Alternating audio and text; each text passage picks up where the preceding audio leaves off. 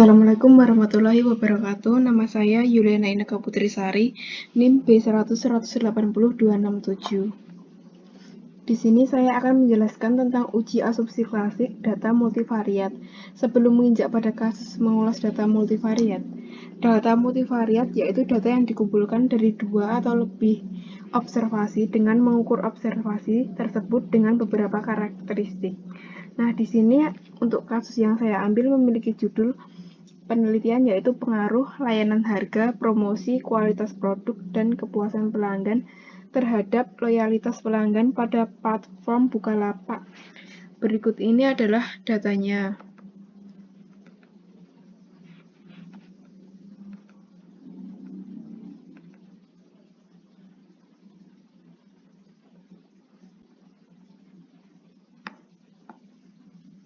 Untuk variabel Y yaitu loyalitas pelanggan, variabel X layanan, X1 layanan, X2 harga, X3 promosi, X4 kualitas produk, X5 adalah kepuasan pelanggan. Data dari Excel kita input ke SPSS, lalu kita copy paste. Sebelum kita menganalisis, kita terlebih dahulu membaca tabel uji normalitas. Sebuah pengujian untuk melihat apakah nilai residu terdistribusi normal atau tidak.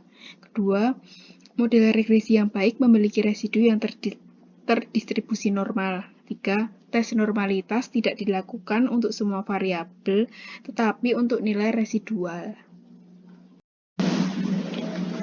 Berikut ini adalah data yang sudah saya copy paste dari Excel ke SPSS. Lalu kita pilih, ini adalah variabel view-nya. Kita pilih Analyze, pilih non-parametric test, lalu kita pilih Legalis dialog, kita pilih sampel KS. Di sini kita masukkan Y, X1, X2, X3, X4, kepuasan pelanggan X5. Kita pilih normal, lalu kita pilih OK. Kita lihat tes statistik pada variabel Y atau variabel loyalitas pelanggan. Di sini terlihat sebesar 0,100. Kemudian untuk nilai asim signifikasi sebesar 0,200. Artinya ini lebih besar 0,05. Berarti data tersebut bisa dikatakan memenuhi syarat berdistribusi normal. Sebelum uji linearitas, kita terlebih dahulu membaca tabel. 1. Pengujian yang digunakan untuk melihat apakah model yang dibangun mempunyai hubungan linear atau tidak. 2. Menggunakan one-way ANOVA. 3. Dengan nilai F hitung lebih kecil F tabel. Ini adalah data uji linear. Kita pilih klik Analyze, lalu kita pilih Compare Mean, lalu kita pilih One-Way ANOVA. Lalu muncul seperti ini, kita masukkan dependennya loyalitas pelanggan, independennya X1, X2, X3, X4, X5. Lalu kita pilih kontras. Akan muncul seperti ini. Kita klik polinomial, lalu kita pilih klik continue, kita OK. Kita baca tabel terlebih dahulu. Mencari F tabel, diketahui K sama dengan 5, yaitu X1, X2, X3, X4, X5, N sama dengan 50 adalah jumlah data. Rumus F tabel sama dengan K titik koma N min K sama dengan 5,50 min 5 sama dengan 5,45. Mencari tabel hasil dari F tabel. Rumus F tabel dibaca sehingga menghasilkan 5,45. Kita akan cari pada tabel nilai 5,45. Untuk nilai saya di sini sampai angka 45. Sehingga menghasilkan F tabel 2,42.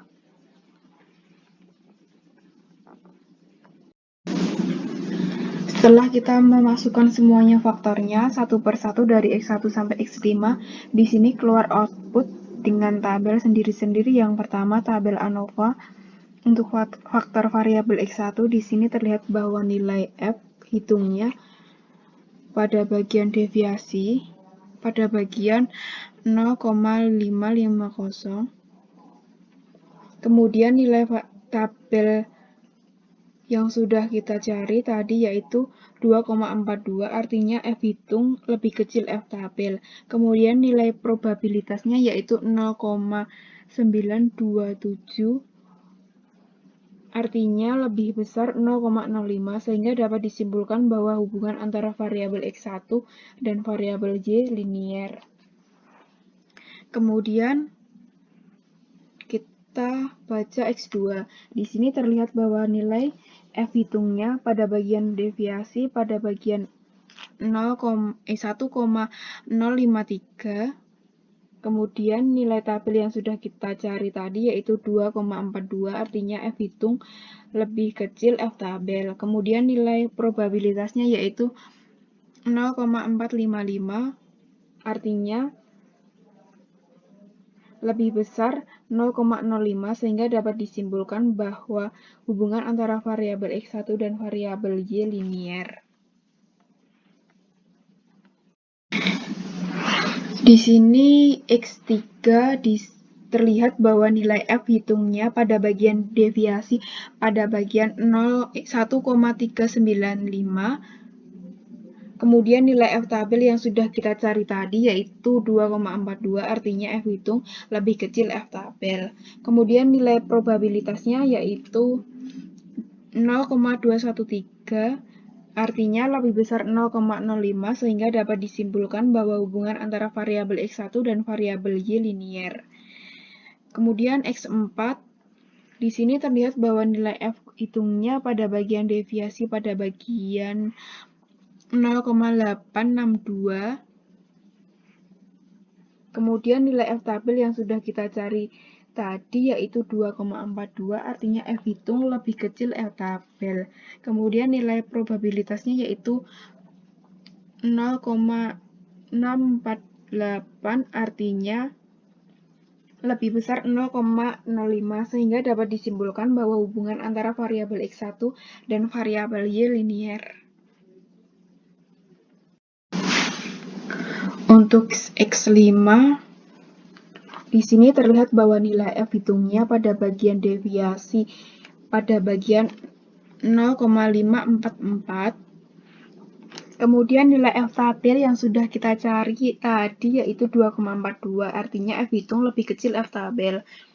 Kemudian nilai probabilitasnya yaitu 0,929, artinya lebih besar 0,05, sehingga dapat disimpulkan bahwa hubungan antara variabel X1 dan variabel Y linier.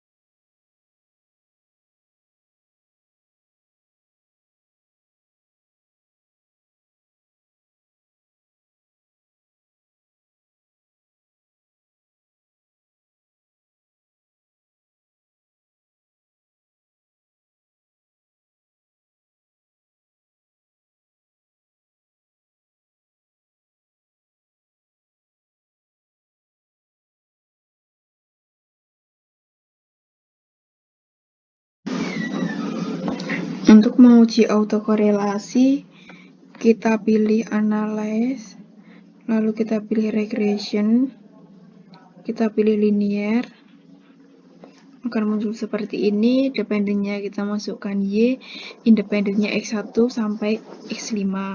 Kita pilih klik statistik, kita klik Durbin Watson, lalu kita pilih continue, kita OK.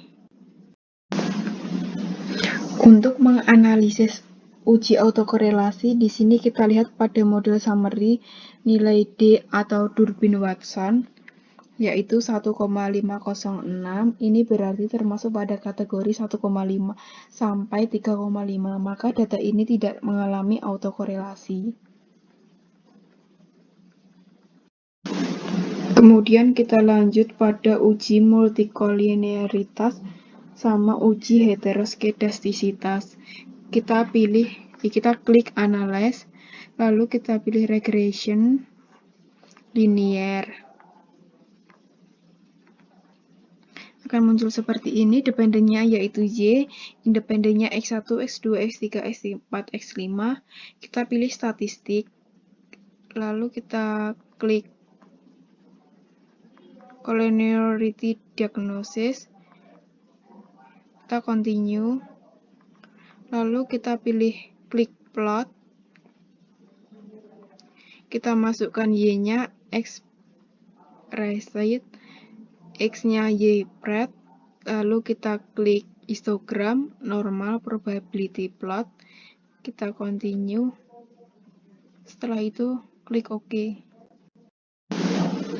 Di sini kita baca tabel terlebih dahulu, uji multikolinearitas toleran dan FIV. 1. Uji untuk mengetahui apakah antara variabel bebas terjadi multikolinearitas atau tidak. 2. Menurut Imam Ghazali 2011 108, tidak terjadi gejala multikolinearitas jika nilai toleran lebih besar 0,1 dan nilai VIF lebih kecil sama dengan 10.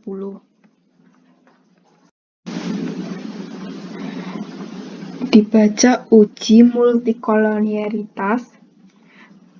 Untuk uji asumsi klasik multikolinearitas, di sini kita bisa melihat dari tabel koefisien untuk nilai toleran dan nilai VIF. Tadi menurut Imam Ghazali tidak terjadi gejala multikolinearitas jika nilai toleran lebih besar 0,1 dan nilai VIF kurang dari 10. Nah, di sini terlihat bahwa nilai toleran yaitu 0,757, 0,961, 0,933, 0,841, 0,880. Ini lebih besar, lebih dari 0,1 semua, dan uji VIF menurut Imam Ghazali tidak terjadi multikolinearitas jika nilai VIF lebih kecil 10. Nah, pada kasus ini nilai VIF yaitu 1,320, 1,041, 1,071, 1,190, 1,136. Artinya nilai VIF pada kasus ini lebih kecil 10 semua, sehingga bisa ditarik kesimpulan bahwa kasus ini tidak terjadi gejala multikolinearitas. Sebelum membaca uji heteroskedastisitas, mari kita membaca tabelnya terlebih dahulu. Stat report 1. Pengujian untuk memeriksa apakah ada perbedaan antara satu residu dan pengamatan lain. 2. Menurut Imam Ghazali 2011 139, tidak terjadi heteroskedastisitas jika tidak ada pola yang jelas, bergelombang, melebar, kemudian menyempit. Pada gambar stat report, serta titik-titik menyebar di atas dan di bawah angka 0 pada sumbu Y. Untuk uji heteroskedastisitas bisa dilihat pada stat report. Ini di sini titik-titiknya terlihat acak dan tidak membentuk pola yang jelas. Kemudian titik-titiknya ini berada di atas dan di bawah angka 0 sumbu Y, sehingga bisa disimpulkan bahwa kasus ini tidak ada gejala heteroskedastisitas. Demikian, kurang lebihnya saya mohon maaf. Wassalamualaikum warahmatullahi wabarakatuh.